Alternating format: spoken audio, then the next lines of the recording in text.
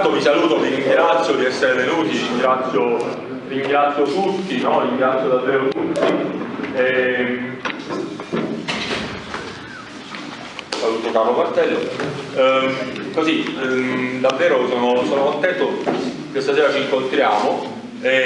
Oltre a ringraziare i presenti, evidentemente mi permetto di ringraziare gli ospiti che provo a presentarvi, il dottor D'Amico, il professor Berlinguer, Sergio Prete, avvocato Sergio Prete, presidente dell'Unione Portuale di Taranto, e il dottor Solfrizzo della regione Puglia. In realtà saluto anche Marco Galante, il consigliere regionale del Movimento 5 Stelle, grazie per essere venuto. Marco è uno dei consiglieri del territorio che più si sta impegnando per la legge speciale per Taranto, quindi davvero grazie, e insomma grazie a tutti quanti, al dottor Le Antonio che ho visto da qualche parte, insomma tutti quanti si sentano benvenuti e ringraziati.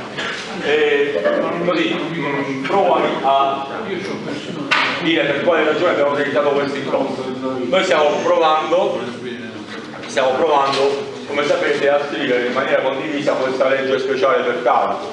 Cioè stiamo provando a ragionare su un tentativo di essere utili, no? Allo sforzo di investigazione di prospettive economiche del nostro territorio.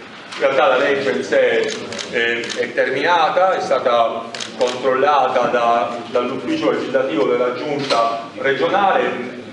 Ora il prossimo step è che va in commissione e poi successivamente deve passare al Consiglio, quindi la legge di fatto è, per così dire, finita, no? Però la legge prevederà delle cose. Una delle cose che prevede la legge è lo sforzo di valorizzare l'aiuto affinché le imprese possano avere, le attività economiche possano avere interesse a localizzarsi e insediarsi nel territorio tarantino. Cioè l'obiettivo evidentemente è diversificare le prospettive economiche e incrementare la possibilità che le aziende abbiano interesse a investire a Taranto.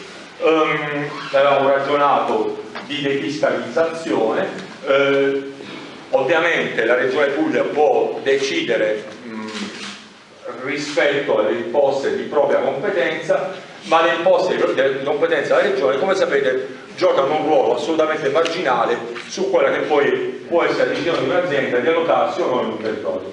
Quindi così aiutare le imprese rallentando, riducendo, addirittura annullando le imposte di competenza regionale, in realtà non è un grande aiuto, per così dire, cioè non incide moltissimo sulla scelta di un'impresa di localizzarsi o no in un territorio. Bisogna evidentemente ragionare su altri scenari e su altri percorsi. Altri scenari sono evidentemente quello di capire se è possibile immaginare altre ipotesi di fiscalizzazione. La Regione Puglia, state volontariamente spegnendo il centro.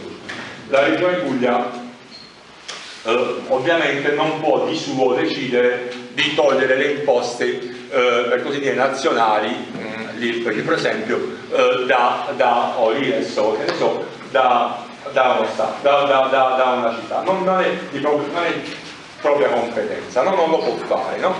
Però può probabilmente attivarsi per proporre delle leggi appunto a proposta regionale che siano leggi, per così dire, nazionali, cioè che passino dal Parlamento italiano, e poi successivamente un altro step di cui ci parleranno meglio gli ospiti. Allora, insomma, il nostro sforzo di oggi è provare a capire in che maniera noi possiamo dalla Regione accelerare i processi di investimento di aziende sul territorio di Taranto, valorizzando percorsi di fiscalizzazione che possano essere opportuni a che questo avvenga, cioè appunto al fatto che le aziende possano avere interesse a venire a Taranto.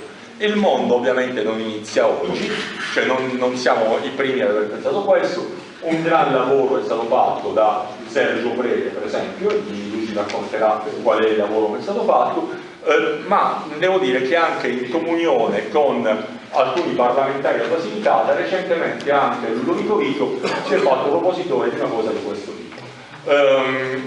Cercheremo di capire oggi che differenza c'è tra una zona franca urbana è una ZES, una zona economica speciale, e quali sono gli altri step di possibili cristallizzazione sui quali noi possiamo in qualche maniera intervenire, o comunque almeno essere promotori, no? Essere propositori o condivisori di scenari già aperti da altri, come di fatto sono stati già aperti anche da Marcello Carone e da altri, insomma, no? Cioè stiamo ragionando di questo è il quadro all'interno del quale inseriamo questo incontro di stasera. Allora io partirei, se siete d'accordo, dal professor Berlinguer e gli chiederei di aiutarci proprio a descrivere, a comprendere il quadro normativo, cioè quali sono le ipotesi di cristallizzazione, quali sono quelle di competenza regionale, quali quelle di competenza nazionale e concretamente che cosa devo fare. Poi invece con gli altri ospiti entreremo maggiormente nel merito della realtà che ci riguarda da vicino, cioè quella di Taranto, no? Però a te chiederemo una panoramica generale su questo. Ok.